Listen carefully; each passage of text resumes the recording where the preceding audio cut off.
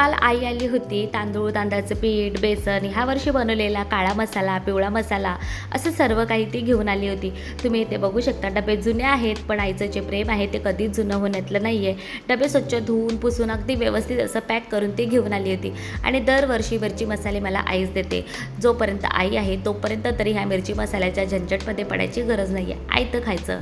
तर आज ह्या नवीन मसाल्याची टेस्टिंग घेतली आणि हाच मसाला वापरून मस्त अशी शेवग्याची भाजी बनवली. साधं आपलं रोजचंच कांदा खोबऱ्याचं वाटण घेतलेलं आहे. वाटण कच्चं वापरलेलं आहे.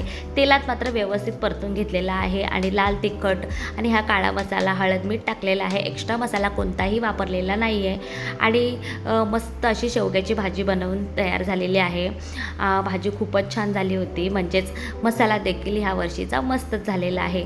तुम्ही इथे बघू शकता मस्त अशी भाजी बनवून तयार झालेली आहे.